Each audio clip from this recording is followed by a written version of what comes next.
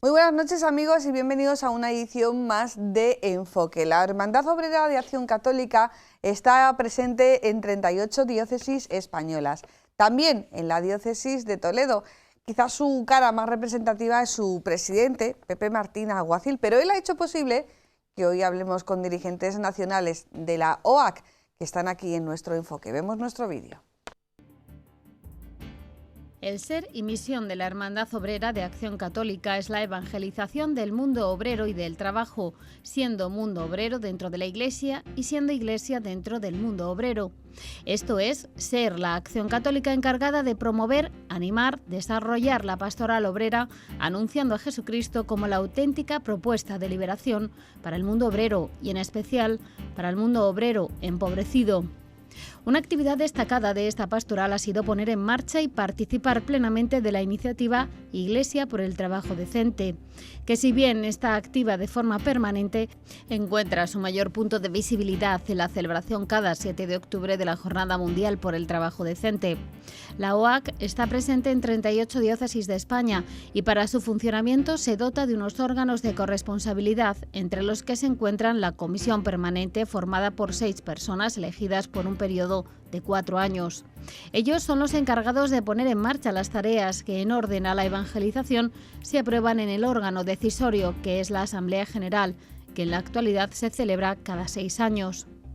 Una de las tareas de los miembros de la Comisión Permanente es conocer la realidad de la OAC en las distintas diócesis, y uno de los medios para alcanzar este objetivo es visitar las comunidades de la OAC extendidas por toda la geografía española. Estas visitas son una expresión concreta de la eclesialidad del movimiento para crecer en la necesaria triple comunión de bienes, vida y acción y ser testimonio de fe para el mundo obrero y del trabajo. Con estas visitas animan y alientan a los distintos grupos de trabajo comprometidos y a sus militantes, desde los veteranos hasta los de reciente incorporación al movimiento, desde los más activos hasta los miembros de los equipos de dolor que por razones de enfermedad o edad muy avanzada no pueden llevar una militancia de calle. Hoy, en Enfoque, aprovechamos la visita realizada por miembros de la OAC a nuestra diócesis para ofrecerles nuestro espacio de conversación y reflexión.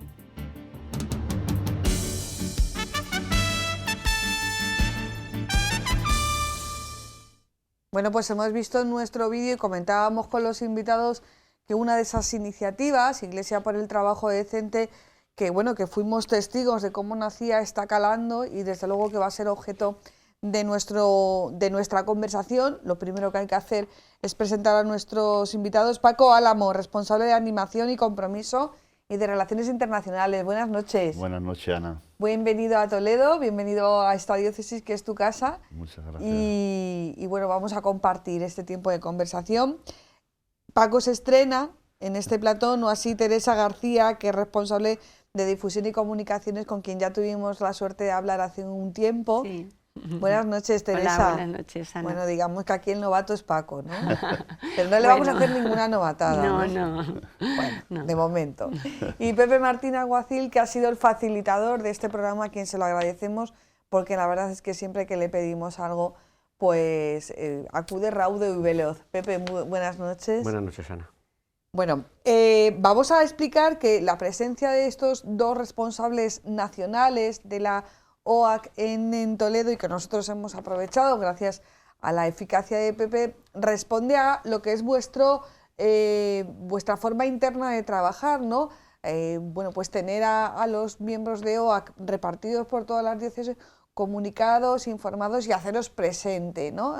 Pepe, si te parece, empezamos por ti. Cuéntanos cómo es este encuentro de los líderes nacionales con la gente de OAC en Toledo. Bueno, la Comisión Permanente, la Ejecutiva o la Secretaría General, que en otras asociaciones se llama, tiene como tarea animar la vida de la OAC en todas las diócesis. En las diócesis están constituidas por los miembros de cada grupo, que en la OAC llamamos equipos, y los miembros de la Comisión Permanente o de la Ejecutiva Nacional pues visitan las diócesis para desarrollar esa tarea.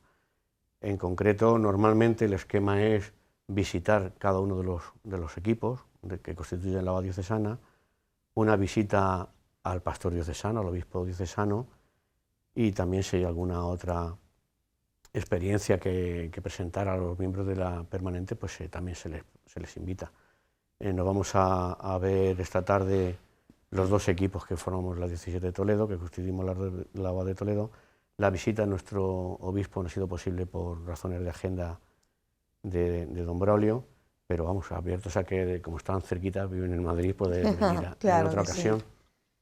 Sí. Paco y Teresa, o sea, estáis de bolos, ¿no? Estoy de bolo.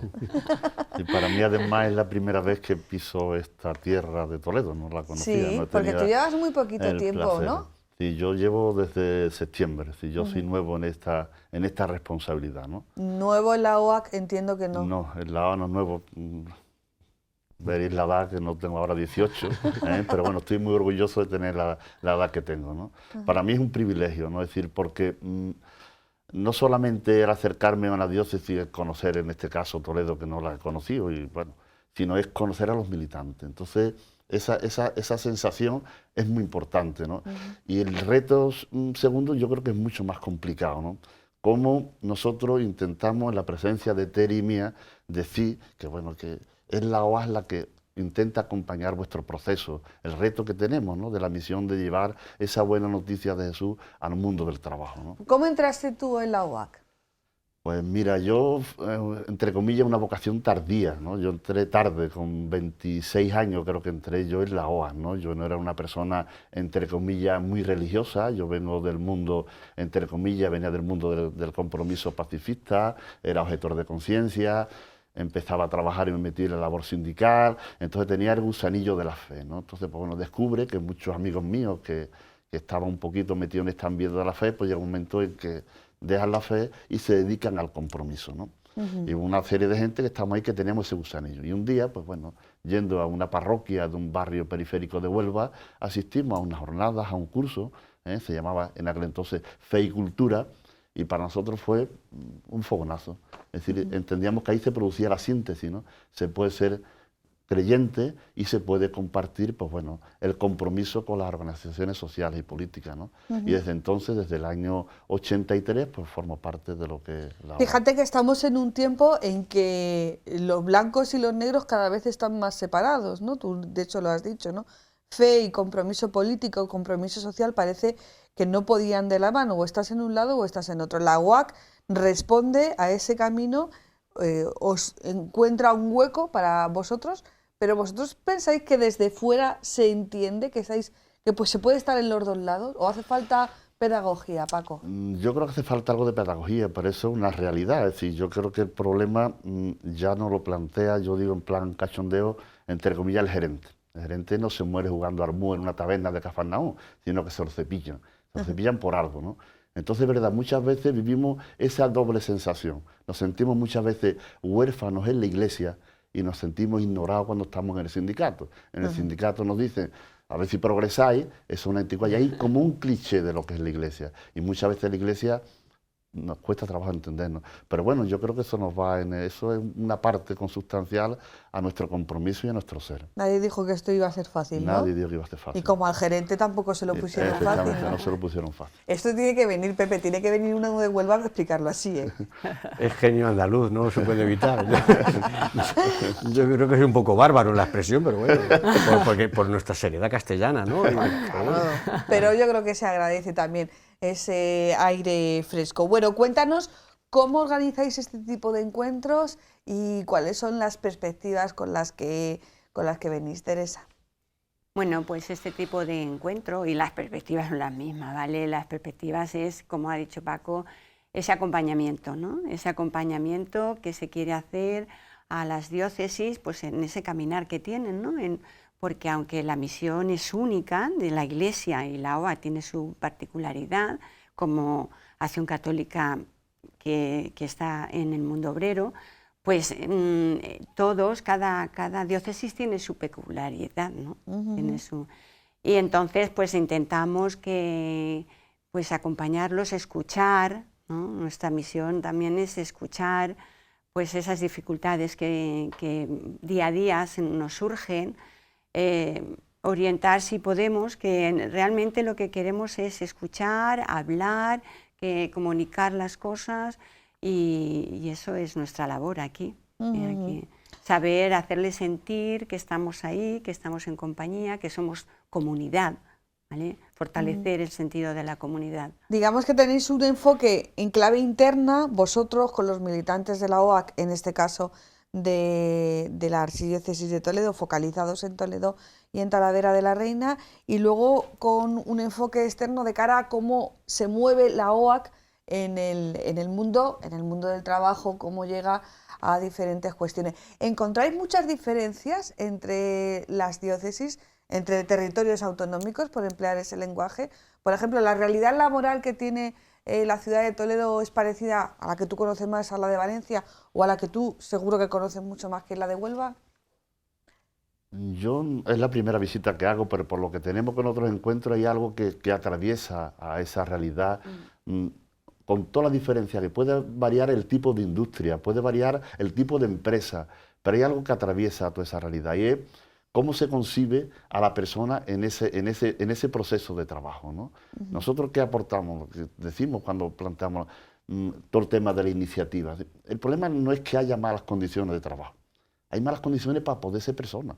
Así es imposible que podamos ser personas, que podamos tener una familia, que podamos tener en nuestra vida un tiempo distinto que no sea el del laboral, es decir, que exista un tiempo para los demás, que exista un tiempo para la cultura, para el ocio, para las relaciones. Es decir, entonces eso es importante. Y yo creo que eso, es decir, que ha anidado ahora mismo en el mundo de trabajo, tiene mucha complicación y las perspectivas que son avecinas no son halagüeñas.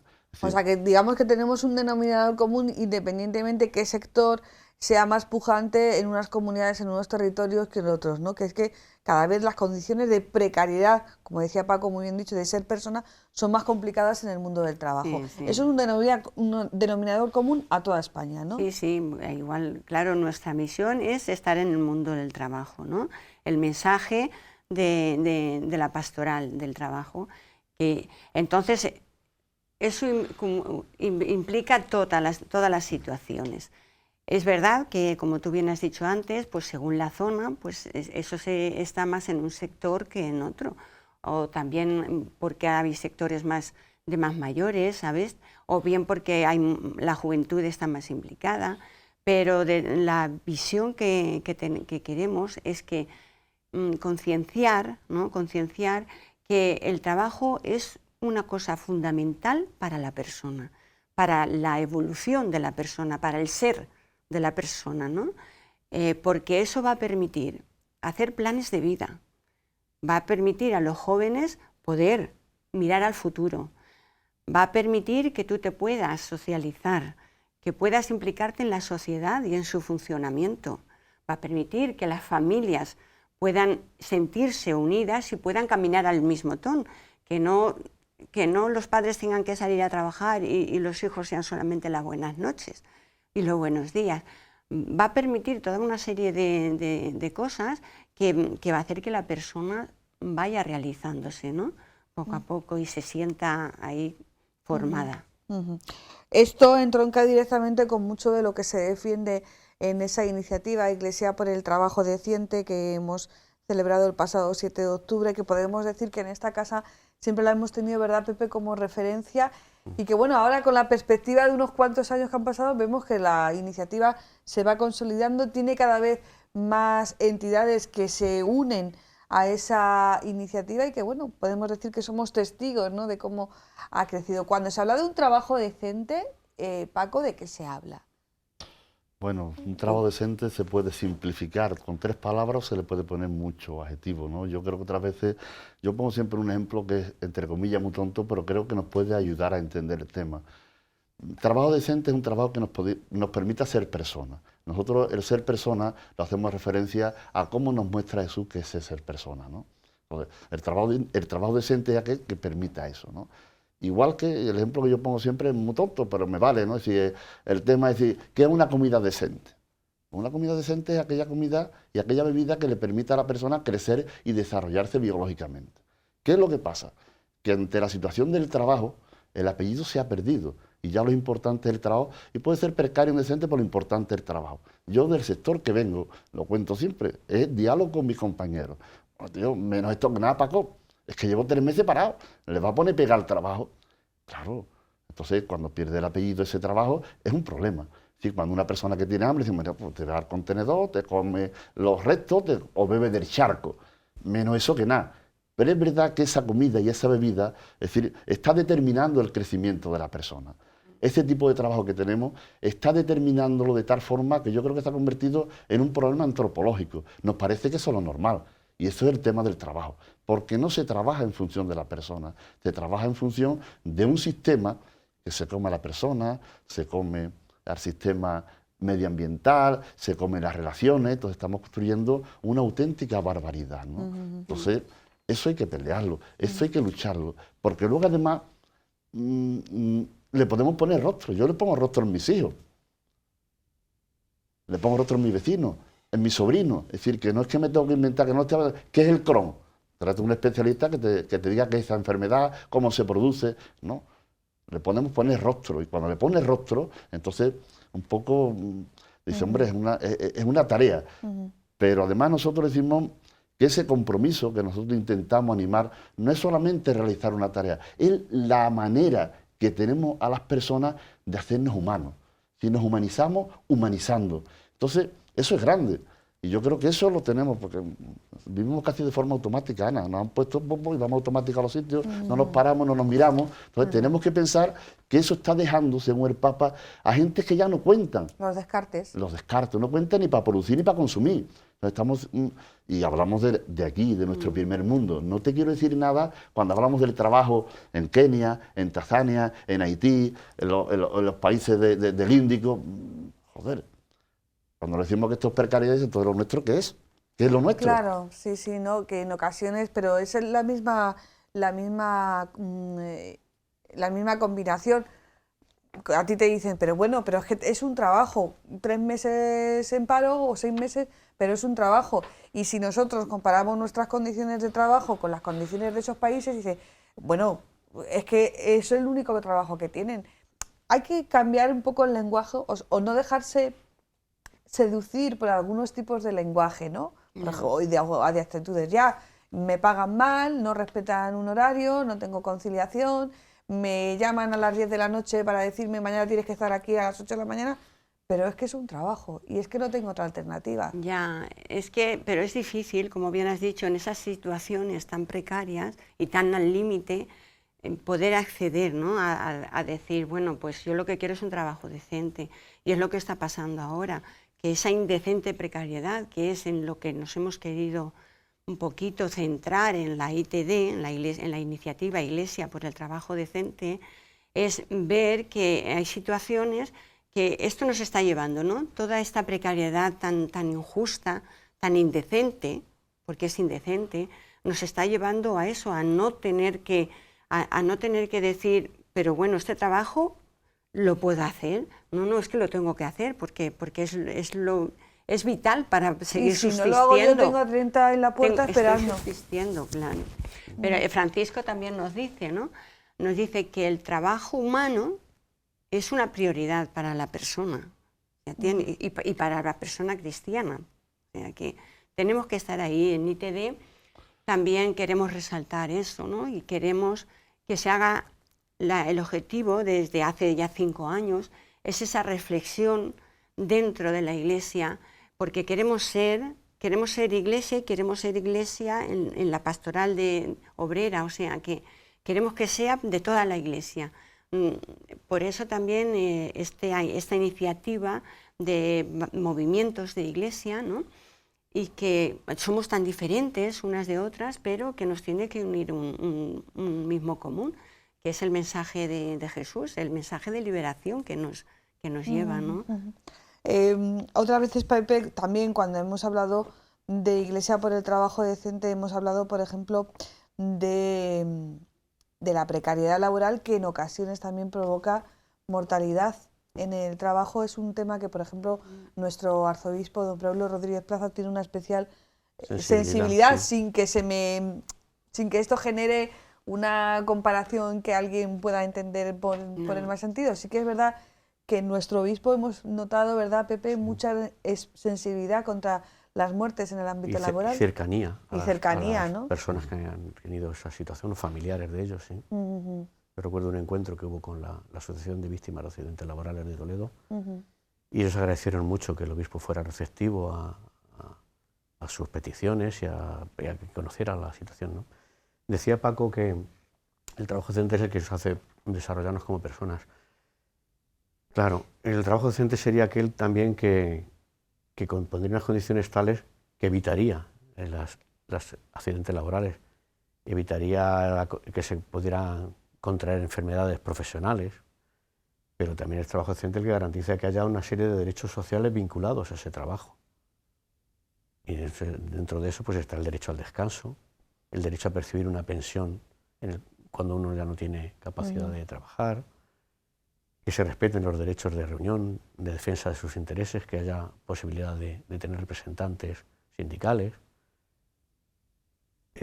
un salario justo, tener un horario de trabajo que permita, como decía Paco, poder tener un tiempo liberado de esas horas de Poder empleo. hacer una mínima planificación de tu vida familiar, social o incluso de tu formación, si Sí, estás claro. realizando, yo qué sé, Claro. estudiando, realizando algún curso, Un ¿no? proyecto de vida. Claro, sí. pero también, y englobándolo quizá todo eso, es el poder quitar como fundamental dentro del trabajo el elemento economicista.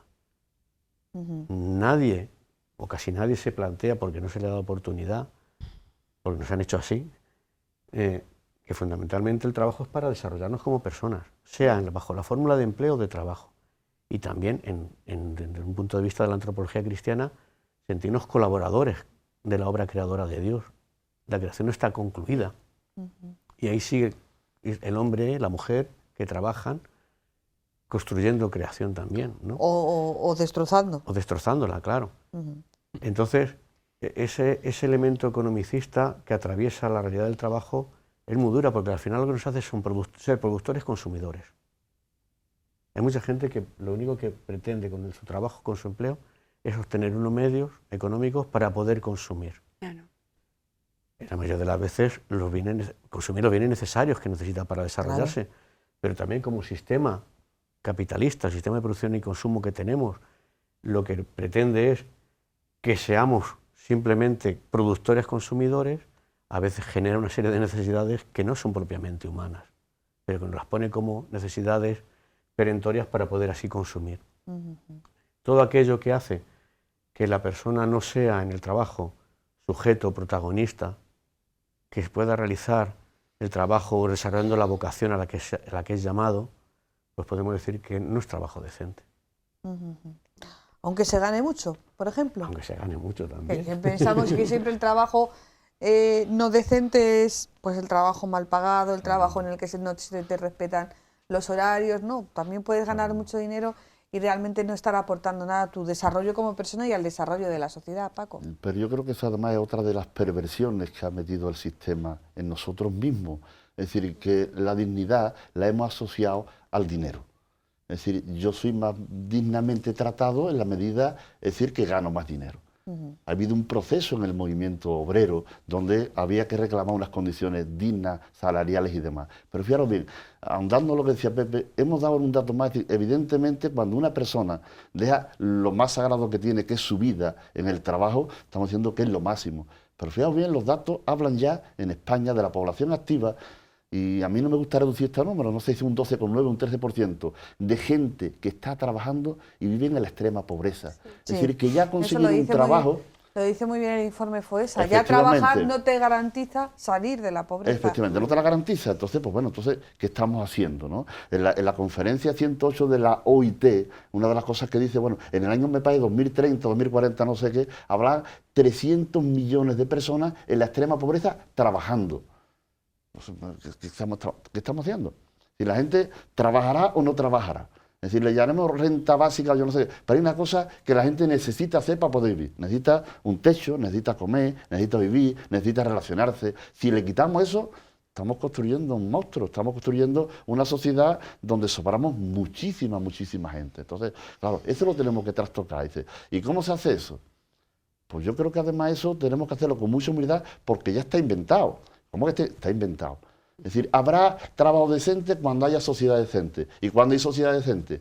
Cuando haya hombres y mujeres que sin tener una respuesta a eso, porque a veces no tenemos respuesta, invierte en su vida en la búsqueda. Cuando haya gente, es decir, todo lo poco que hemos conseguido ha sido porque gente se han dado la vida. Vamos a estar aquí porque este hombre se reúne con 12 y se enamora y no tenía ni WhatsApp, ni Twitter. ¿Cómo es posible que esta gente haya llegado a donde han llegado? Es decir, hay algo ahí, es decir, que es importante. Y yo creo que esa es la revolución que nos queda, la revolución de la ternura.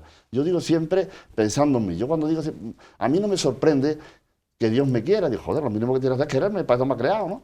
Es decir, a mí lo que me sorprende es que se atreva a contar conmigo. Él me conoce, los problemas que tengo, los incoherentes. ¿Y tú te atreves a contar conmigo? Pues así más negocio. Cuenta con gente que somos contradictorios, incoherentes, pero hay algo que nos une. Es decir, que bueno, es la pasión que significa, es decir, el sentirte construido cuando incorporas al otro en tu vida. Claro, y estamos aquí, yo digo siempre, yo me encuentro muchos sitios y dice, espacio libre de humo, espacio, y ahora tenemos espacios libres de derechos laborales, y ahora espacios libres de Dios. Y Dios lo hemos descartado de la vida de la gente. No está en el horizonte de la gente. Y cuando hemos quitado a Dios de nuestro horizonte, hemos quitado el sueño de Dios para la humanidad, que es el reino de Dios, que es un reino de fraternidad, de felicidad. Y eso es un problema. Pero eso merece la pena trabajarlo, pelearlo con otro. Es decir, no podemos hacer esto solo. Esto no es una historia de gente súper... que va. El Pedro se llevaban cuando descubre eso es el lado humano de esta historia. ¿Sí? Que se trata de, con nuestras incoherencias, tener el atrevimiento de decir, bueno, yo soy capaz de pelear por un mundo mejor.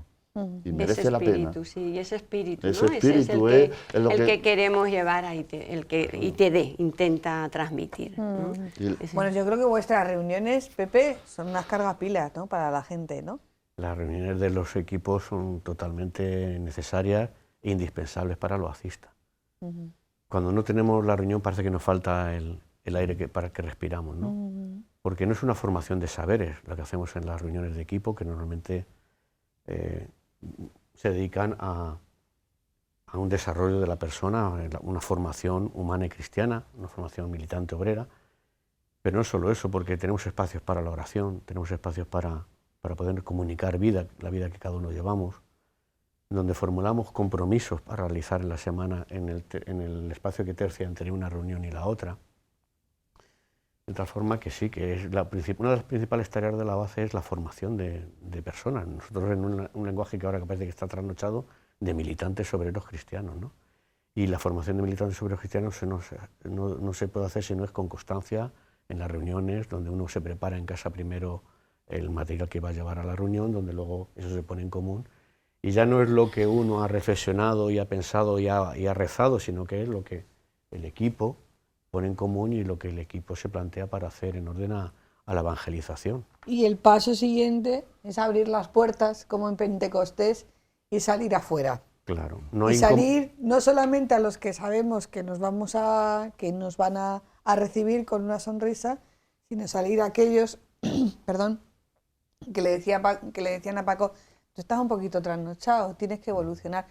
¿Cómo os encontráis en la sociedad, en el ámbito incluso tú has dicho antes que en ocasiones os encontráis huérfanos de iglesia? ¿Cómo os encontráis? Porque estas reuniones vienen bien, pero yo me imagino que vuestro paso siguiente es salir fuera, ¿no? Claro, yo creo que salir de la zona de confort. El tema es que mira, yo creo que es verdad, yo no digo la perversión de este sistema porque parece que sacar fuera, es decir, que ha convertido en utilitarista la esperanza, ha convertido en utilitarista el compromiso, es decir, yo creo que o somos siervos inútiles, pero que nos sentimos afortunados.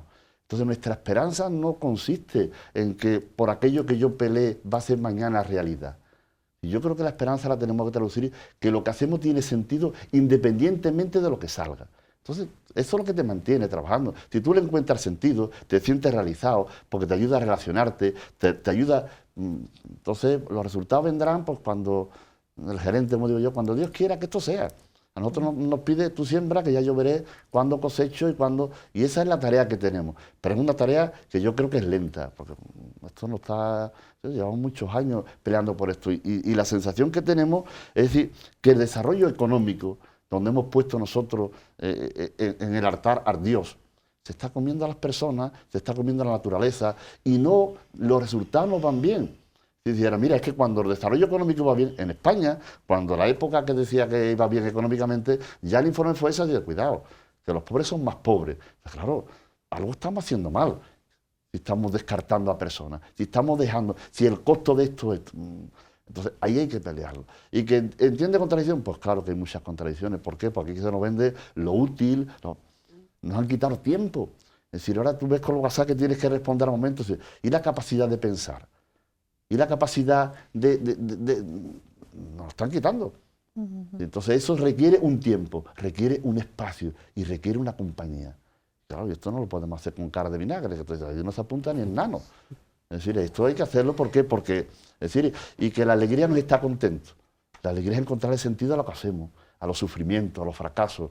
Pero yo creo que este reto, yo creo que tenemos una apuesta muy importante para el mundo, porque no es nuestra. No es importante porque sea nuestra, es importante porque es el proyecto que tiene Dios para esta humanidad. Y eso hay que trabajarlo, y merece la pena. Lo que pasa es que es muy difícil cambiar la vida, porque la condición humana es muy joya. Y nosotros podemos decir cosas muy bonitas y ser unos auténticos sinvergüenzas, ¿eh? Así que ese es el tema, ese arte lo tenemos nada más que las personas. Podemos decir cosas grandes y a ver quién la dice más gorda. Y estamos hartos de diagnóstico. Aquí ya el diagnóstico está hecho. Y no hace falta diagnóstico, hace falta propuesta. Estamos a una semana, bueno, a 10 días casi de los resultados electorales del pasado 10 de noviembre. Estamos en ese periodo. Sí que es verdad que se han hablado de algunos temas que tienen que ver con lo laboral, poco, en mi opinión poco y sobre todo muy de pasada. Y cuando se habla de lo laboral en España siempre se dice lo mismo. Hay que derogar la reforma laboral, hay que seguir adelante con la reforma laboral. No somos capaces de salirnos de ese titular. Todos los problemas en el ámbito del trabajo o lo que se reivindica en la Iglesia por el trabajo decente se circunscriben a lo que se pueda o no legislar a través de una reforma laboral, Teresa. No. En ITD esa preocupación está muy latente, ¿no? Y como iglesia que somos, y iglesia en salida, queremos que eso también forme parte de toda la sociedad. Queremos hacer presente que lo que nos importa y lo que realmente tiene que ser es la persona en el centro de esos objetivos, ¿no? Pues la persona tiene que participar, los laicos y las laicas tenemos que participar de la política, porque es una forma de caridad, ¿vale? Es luchar por aquellas personas que no pueden luchar por ellas mismas. Tenemos que tener presente a las más desfavorables, ¿no? A aquellas personas que son lo último de lo último y no tienen ni a nadie que les dé voz ni voto. Somos conscientes de lo difícil que es, pero la importancia de tener eso ahí presente, ¿no? De que eso esté también en los objetivos políticos, de que, por ejemplo, hay mucha gente que está todavía sufriendo la crisis, esa que por lo visto está superada, visto está superada, pero las personas estamos ahí y hay mucha gente que le está costando mucho salir, ¿no? Y pues esta gente, ¿dónde se ve representada? ¿Quién son los que tienen esos derechos, ¿no? Pues si no somos la Iglesia la que tenemos que estar ahí presente, acompañarlas y luchar por ellas y ser su voz de reconversión y para los demás, o sea, ¿quién va a ser si no? Pepe. Sí, yo creo que el común de los militantes de la OAC entiende que es una cosa muy necesaria la derogación de las dos últimas reformas laborales, porque han deteriorado las condiciones de trabajo y por consiguiente de vida de los trabajadores. Pero por supuesto esas medidas que yo creo que no se van a tomar, visto el resultado electoral, incluso a lo mejor tampoco se hacía... En los últimos días, no, en el penúltimo día de campaña pasamos... No, en el mismo día, la noche electoral, sí, estoy haciendo memoria, la noche electoral del 10 de noviembre, Pedro Sánchez habló de transformación de la reforma laboral, no de derogación. Es lo que te digo del lenguaje, que es que el lenguaje... Sí. Pero es que incluso aunque se derogaran, el problema es más gordo, el problema es de modelo económico. Y el modelo económico actual lo que plantea es que la flexibilidad y la precariedad son consustanciales al sistema económico, y más aún, se sigue divinizando el crecimiento económico como la panacea y como la solución para todo. Y ya hay muchas voces que están diciendo, ojo, el crecimiento económico, primero, no hace que haya un reparto de riquezas. Y segundo, es que el crecimiento económico por sí mismo es insostenible. Es a costa de un deterioro medioambiental que es inaceptable. Es un desarrollo económico que, lejos de mejorar la situación de los empobrecidos, los hunde más. Por tanto, aunque hubiera esa derogación de la reforma laboral, yo creo que hay que ir mucho más allá y hay unos planteamientos de otro modelo económico. Yo no digo que se implante, pero que se lo empiecen a repensar. El decrecimiento. Hay voces que están diciendo, es preciso decrecer. Es preciso que lo poco o mucho que tengamos sea mejor repartido. Porque es que si no, el planeta no aguanta. No aguanta el planeta. Podemos mejorar las condiciones de vida para un corto plazo o un medio, pero a largo plazo el deterioro medioambiental se va a caer. Nosotros hemos publicado últimamente un libro, creo que es la Gran Encrucijada. La Gran Encrucijada. Y lo que plantea, recoge las palabras del Papa Francisco de que no es un problema ecológico, es un problema ecosocial. Lo social y lo ecológico va unido. La suerte de las personas va unida a la suerte de la casa común que es la tierra, ¿no? Entonces, yo creo que siempre las actitudes, las políticas, que son algo muy importante, y además creo que también la doctrina social de la Iglesia dice que es una actividad muy noble, y además llama a los católicos a que se impliquen, porque es una actividad que, si se hace bien, no deja de ser sino un servicio a los demás, y en concreto a los más pobres. Esas simplemente medidas puntuales no acaban con el problema, mejoran la situación, porque ciertamente la reforma laboral ha permitido, como hemos visto ahora muy reciente, que se pueda despedir a personas porque tienen muchas bajas de enfermedad. Y bueno, otras muchísimas cosas, ¿no? Hay que ir mucho más allá, y nosotros ponemos el listón muy alto. Digo, la Iglesia trabaja centro pone el listón muy alto porque ninguna modelo de sociedad que se nos proponga desde la política va a saciar nuestras ansias de liberación plena y de poner a la persona y al pobre en el centro de la actividad. Bueno, pero eso no significa que haya pasos que haya que dar y que sean favorecidos. Y de hecho, no hay militante de la UAS que no esté en un compromiso por trabajar en ese sentido. La doctrina social de la Iglesia, ¿no? Perdona, Paco. La doctrina social de la Iglesia hace mucho hincapié ahí, ¿no? La política tiene que ser para la vida común. Tiene que revertir en una economía del bien común, ¿vale? La política tiene que formar parte de las personas para eso, para trabajar por el bien común. Es que lo tenemos el fundamento, tenemos los poderes y falta que esos medios se pongan en marcha. Y tenemos que, las personas que estamos en la política o las personas cristianas que queremos fomentar esa política del bien común, tenemos que luchar por ello.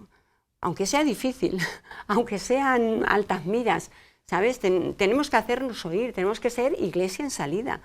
Tenemos que hacernos presentes en esa vida pública y eclesial, ¿no? Nos hemos salido de la pregunta que decía, ¿cómo os reciben en vuestros ambientes? Pues es un hueso duro de roer. Nosotros estamos en la periferia. En estos temas yo creo que se ha producido socialmente un reduccionismo que es grande. Es decir, yo no voy a decir, ¿cómo va a ser la economía mala? La economía que regula las necesidades humanas es algo bueno. El problema ¿dónde está? Que hemos reducido la economía al dinero. Ese es el tema. Cuando la reducimos al dinero está el problema. Porque ya el capital productivo, a una persona le toca 3 millones, ¿tú qué vas a hacer? ¿Me vas a montar una empresa? Hombre, invierte en bolsa, tío, si esto es más fácil y te hace rico. Ese es el drama. El dinero está ocupando no solamente la realidad, sino los deseos más profundos de las personas. Eso es un reduccionismo. Y otro reduccionismo lo hemos hecho con la política. Es decir, la política, queremos que ser político es, pues yo me presento a concejal, yo soy senador, yo puedo ser alcalde. La política es una dimensión humana, que es el ser para los demás. Y claro, la desarrollaremos o no. Yo, mío, porque lo quiero mucho, digo, tú no vas a andar nunca, hombre, te va a caer, te va a... Y lo llevo en carrito hasta que 20 años. Le estoy atrofiando una capacidad humana que es la de desplazarse, la de andar. Entonces, cuando atrofiamos esa capacidad, porque hoy está desvalorizada la política, está desprestigiada. ¿Cómo te vas a meter a eso? ¿Cómo te vas a meter en eso? Sí. Y además todo el mundo son todos muy gordos, bueno, pues son, es decir, es lo que hay. Es decir, es muy difícil que en una sociedad que fuera decente salga tanta indecencia. Es que hay indecencia. Eso se ha metido en nosotros. Sí. Y ese es el gran drama. Y eso, yo creo que no hay forma humana, es trabajarlo. Y además, yo creo que aparte de un tema que le tenemos que dar esa dimensión comunitaria, que no es una tarea de los más fuertes y los más espabilados. Es decir, tenemos que darle una dimensión global. Si no le damos una dimensión global, tenemos un problema profundo y serio, ¿no? Y me voy a permitir otro ejemplo muy tonto. Pues, es decir, yo a mis hijos se lo explicaba siempre así. Imagínate una persona que va andando por la calle y como va despistado, le pega una pata a una piedra y empieza el dedo a desangrar. Y el ojo lo mira y dice, mira que eres gilipollas, perdón. Mira que eres tonto, que no sabe por dónde anda y te está desangrando. Y el ojo no es capaz de entender que si el dedo se desangra, él va a dejar de ver. Esa es la globalidad que tenemos que ver. Si el tercer mundo se nos desespera, si una persona es capaz de montar a su familia en una patera porque cree que aquí hay un sueño, es que es verdad que ve que aquí esto es el paraíso, pero también ve los que se hunden en el agua. Y aún así se arriesgan porque quedarle en tierra parece que es más peligroso que montar una patera. Si no le damos una solución global a esto, tenemos un serio problema con el ecosistema, con las personas, con el trabajo.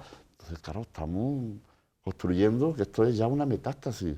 Es decir, el problema dice, aquí hay problemas nuevos. No, el problema nuevo no. El problema es que el tumor que se nos ha metido, que me cogía el hígado, ahora me coge el esófago, ahora me coge el pulmón. Y entonces, claro, las manifestaciones son distintas, pero es la misma tumoración que está creciendo. La tumoración es el Dios dinero que lo hemos metido en un deseo de las personas, un deseo profundo. Nos da la felicidad, nos da las posibilidades. Claro, eso no es fácil trastocarlo, porque no es transmitir una idea, es intentar transmitir una experiencia hasta contradictoria, por eso es lo que nos une. Sí, yo solo añadiría que también tenemos que evitar caer, ¿no?, en el diálogo ese de los insultos, de las malas palabras hacia el otro que piensa diferente, hacia las situaciones que no comprendemos. Tenemos que cultivar el respeto y el diálogo de verdad, el diálogo para entendernos. Una palabra a la que se le ha faltado el respeto en los últimos tiempos. Pues eso, ¿no? es lo que creo que tenemos que implicarnos ahí, todas y todos, ¿eh? O sea, que no puede ser que haya ideas que te dirijan para odiar, para el odio. Eso es que no puede ser que fundamentemos eso. Tenemos que ver siempre a la otra persona en una persona, hija, hijo de Dios, igual que somos nosotros. Y no puede ser que pretendamos solucionar y dar esas respuestas a situaciones conflictivas. Tenemos que trabajar eso. No puede ser que pretendamos solucionar situaciones conflictivas generando más conflicto. Sí. Y más odio, es que no. Qué buenos políticos nos han salido, ¿verdad, Pepe? ¿Habéis tenido tentaciones? No. ¿Habéis recibido llamadas? Yo me imagino a los 8 millones y pico, me parece que dice Cáritas, que hay de pobres, los 3 millones y pico de parados. Dice, Sí. esta es mi solución, ya está aquí. Es decir, esa es la realidad. Yo creo que Sí, esto es política también. en la mesa, es decir, podemos hablar de las discrepancias, de cómo lo harían, pero si en la mesa ponemos el problema real de la gente, es decir, que hay gente que, bueno, se le va a acabar la vida y no va a ver solucionar su problema. Pues eso es lo que nos tiene que sentar ahí. Es decir, poner en la mesa el problema de la gente, el problema de los pobres. Entonces, claro, eso es muy difícil de vender. Mi buen alcalde es el que me pone un aeropuerto, el que me pone 2 piscinas. A lo mejor me tiene que enseñar a decir, mira, para que esto sea un poquito más, no vamos a tener esto para que otros puedan tener algo. Y eso es un problema. Yo creo que ese es el problema porque se ha metido eso en nuestro deseo, Ana. Es decir, que el problema es que los deseos los hemos convertido en necesidades. Claro, y los deseos son infinitos y las necesidades son 4 o 5 para poder ser persona. Entonces, claro, la gente se siente frustrada porque el móvil se ha quedado antiguo, porque resulta que el coche, joder. Y eso es así, es frustración profunda, hasta tal punto, es decir, que yo a mis hijos, que lo hablo mucho con ellos, tengo un hijo mío que lleva 4 años en Barcelona. En julio de este año me dice, papá, me han hecho fijo, contentísimo. Perdón, en abril, me han hecho fijo, contentísimo. A final de julio, mira, que no hay trabajo, te echo fuera. Papá tiene un contrato fijo. Ahora, el contrato fijo es lo que le cuesta al empresario echarte, y ahora te le cuesta nada y menos echarte, con lo cual... Eso es una realidad que tenemos. Mi hijo tiene 33 años, ¿eh? Papá, yo cuando voy a cotizar, ¿qué voy a hacer? ¿Cómo? Bueno, pues, y esa es la realidad hacer. de muchísimas personas, la realidad del día a día, que votan, que no votan, que deciden una opción política, que deciden otra, que van a la iglesia, que no van a la iglesia, y es la realidad con la que OAC, bueno, pues está, aunque sea el verbo un poquito violento, batallando, pero que yo creo que es necesario esa denuncia profética. Acompañando, haciéndose presentes. Sí. Exacto, venga, lo cambiamos por acompañando. Bueno, Pepe, si después de escuchar a Paco y a Teresa aquí en el programa y haber compartido una jornada de formación de equipos, no hay más gente comprometida con OAC, nos tenemos que mirar los oídos, ¿no? Sí. Hay que hacer un llamamiento, ¿no? Sí, nosotros estamos deseando que haya gente que se acerque a la iglesia, que se acerque a la pastoral obrera y que se acerque a la OAC también. Nosotros cuando hacemos algún acto público, pues siempre deseamos, esperamos que alguien luego se nos acerque y diga, oye, ¿y vosotros dónde os veis? ¿Y qué hay que hacer para...? Pero muchas veces pasa, ¿no? Alguna vez ha pasado, pero las menos, ¿no? Hay muchos estereotipos, nos quedan 3 minutos, hay muchos estereotipos, lo que decía Paco al principio, de, bueno, pues eso, de la OA que no está ni en un sitio ni en otro. Hay muchos estereotipos todavía a la hora de la gente de acercarse a la OAC. Sí, yo creo que un estereotipo fundamentalmente con respecto a lo que es la iglesia, ¿no? Por la imagen que hemos podido dar, entonces se nos ha quedado anclado, ¿no? Es decir, pero yo creo que hoy pasa, es decir, la solución, parte de la solución del mundo, es decir, por lo que la iglesia ofrece. Con todos sus pecados, con todo, sí, en 21 siglos, es decir, podemos tener mucha porquería, pero hay instituciones que no llegan a los 50 años y tienen ya acumulada más porquería que la iglesia. ¿Por qué? Es una realidad humana. Es decir, lo de San Pablo, es decir, asumir ese tema, es decir, que ese tesoro no lo llevamos ya, lo moderno es llevarlo en fibra de carbono, que pesa poco y aguanta más que el acero. Lo llevamos en recipientes de barro. Es decir, el creernos eso, que ahí reside una fuerza, eso es contradictorio. Tú le dices a una persona que Jesucristo era libre porque hacía la voluntad del Padre, pues vaya la libertad que tenía. Es decir, eso hoy no entra en la razón humana, porque, es decir, estos son los renglones torcidos de Dios, ¿no? Es decir, queremos entender el mensaje con nuestro lenguaje, y no lo es. Entonces, San Pablo, es decir, ¿cuántas veces dejo de hacer lo que quiero para hacer lo que no quiero? Cuando esa experiencia se confiesa como debilidad, y esa debilidad y esta contradicción no te para seguir intentando hacer realidad el reino, eso es lo que transforma la realidad. Y porque ha habido hombres y mujeres que han hecho esto, estamos aquí, si no, esto estaría ya hecho un páramo, vamos, totalmente, ¿no? Y yo creo que eso es la esperanza que tenemos. La esperanza no tanto en la certeza, sino como en el sentido. Yo creo que es el reto que tenemos planteado. Si esto llena de sentido tu vida, pues para adelante. A mí me gusta comer manzana, si a ti no te gusta, pues... Bueno, pues vas a estar toda la vida comiendo manzanas. Efectivamente, pues sí.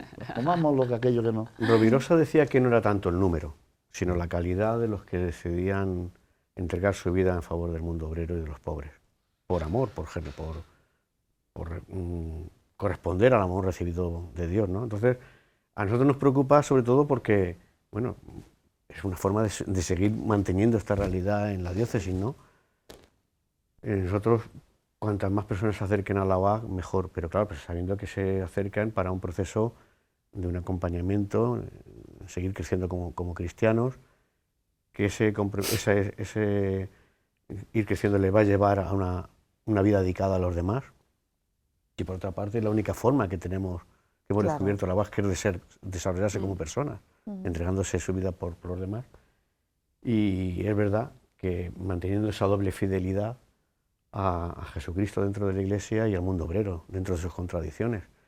Una persona puede ser un militante estupendo del movimiento obrero y en todo aquello que sea compatible con el Evangelio tiene cabida dentro de la UAC. Sí, con el pensamiento y el convencimiento total de que esto no es cosa nuestra, esto es cosa del Padre y Madre, que nos cuida, nos protege y nos ama inconmensurablemente, ¿no? Y que Él dice, pues nos toma como instrumentos y dice, bueno, pues que sea, ahí vamos en camino. Bueno, yo creo que hemos conseguido dar una buena perspectiva en este tiempo de conversación de lo que es la UAC, hoy, alejada de estereotipos, de cuál es su lugar en el mundo del trabajo y en el mundo de la Iglesia. Se nos han quedado muchos temas, porque claro, cuando hablamos de estereotipos, anda que no tienen estereotipos los sindicatos, que por cierto no están en su mejor momento, ¿no? Cuando se habla a la Iglesia de que no evoluciona, bueno, el capítulo aparte merecería el modelo sindical que tenemos hasta ahora. Se nos han quedado muchos temas abiertos, que es la mejor excusa, ¿verdad, Pepe? Pues para que en otra ocasión volvamos a contar con vosotros. Muchísimas gracias a los tres. Gracias, Paco, gracias, Teresa, gracias, Pepe. A ti. Y volvemos la semana que viene. Buenas noches.